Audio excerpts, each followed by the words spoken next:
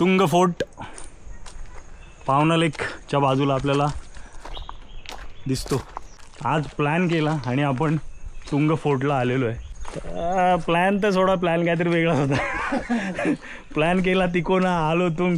Actually Tikona बऱ्याचदा झालेला आहे त्यामुळे कॅन्सल केला. तिकोनाच्या जवळ जाऊन 10 मिनिटावर होतो तिकोना आणि आम्ही कॅन्सल केला आणि आम्ही तुंगला आलो. आणि तुंगला आम्ही कधी आलो नाही. गडावर चढतानाच आपल्याला इथे साईडला हे विरगळ दिसतील.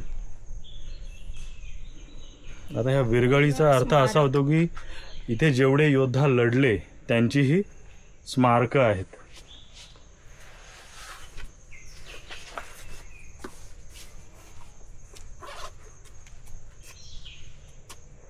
तुंग फोर्टच्या पायथ्याशी असलेले हनुमान मंदिर.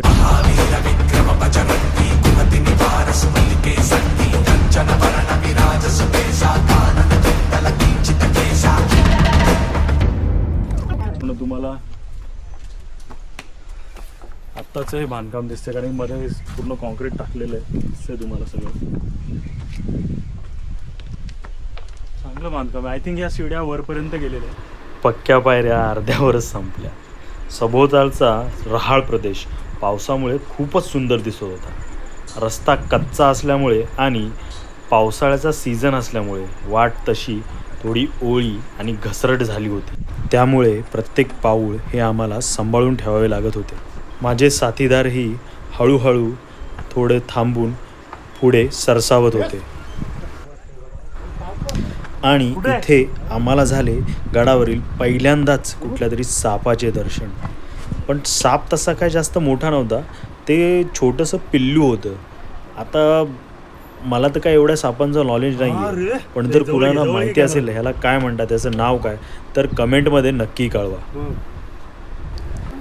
वाटेत भेटलेल्या या सर्पराजाचा निरोप घेत आम्ही आमच्या प्रवासाला पुन्हा सुरुवात केली.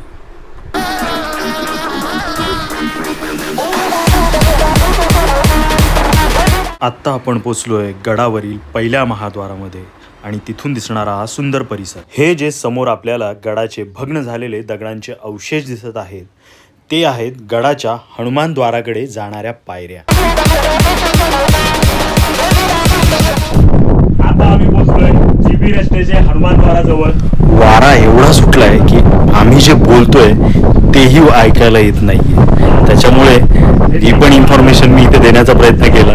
ती काहीच माईकमध्ये गेलेली नाहीये, पण तुम्ही हा व्ह्यू बघा, काय सुपर्ब वाटतोय हनुमान द्वाराजवळून. हनुमान द्वारातून पुढे गेल्यावर आपण पोहोचतो मूळ गडावर आणि आपल्याला पहिलेच दर्शन होते गडावरील गणपती मंदिराचे.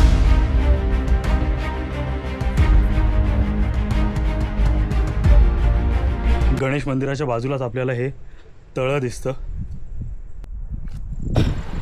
तलावामध्ये आपण पाणी बघितलं तर ते किती हिरवंगार आणि साफ पाणी आहे. गडावरील गणपतीचे दर्शन घेऊन आम्ही आमचा प्रवास सुरू ठेवला. गर्दीतून वाट काढत मध्ये मध्ये थोडं धावत आणि समोर दिसणाऱ्या सुळकाकडे पाहत आमच्या मनात असे वाटत होते की कधी एकदाचा आम्ही तो गड सर करतोय आणि गड माथ्यावर पोचतोय.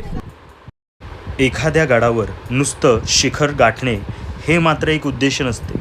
जो गड आपण करतो तिकडून आपल्याला बरंच काही शिकायला भेटते. जसं गडाखालील लोकांची जीवन पद्धती, गडाबद्दलचा इतिहास, भौगोलिकदृष्ट्या त्या गडाचे महत्त्व, हे सगळं काही एक अभ्यासाचा भाग बनते. तुंग हा किल्ला बांधला गेला होता आदिलशाहीमध्ये, तोही 1600मध्ये. मात्र छत्रपतींनी या किल्ल्याला 1657मध्ये स्वराज्यात सामील करून घेतले. हा किल्ला मावळ प्रांतातील असून यास कठीणगड असेही संबोधले जाते. या गडाचा प्रामुख्याने टेहाळणीसाठी वापर केला जात असे. या गडावरून मुख्यतः पावणा व मुळशी या खोऱ्यात लक्ष ठेवले जात असे. हे आहे गड शिखरावरील देवीचे मंदिर. तुला नॅचरल फोटो घेतलेत बाई, तिकडून घे.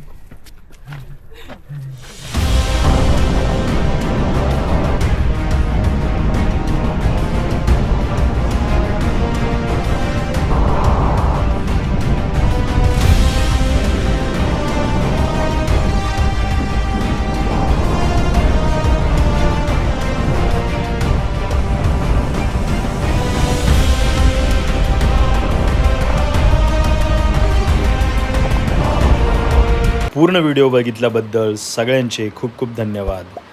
लाईक करा, चॅनलला सबस्क्राईब करा आणि पुढील येणाऱ्या व्हिडिओंसाठी घंटा वाजवा.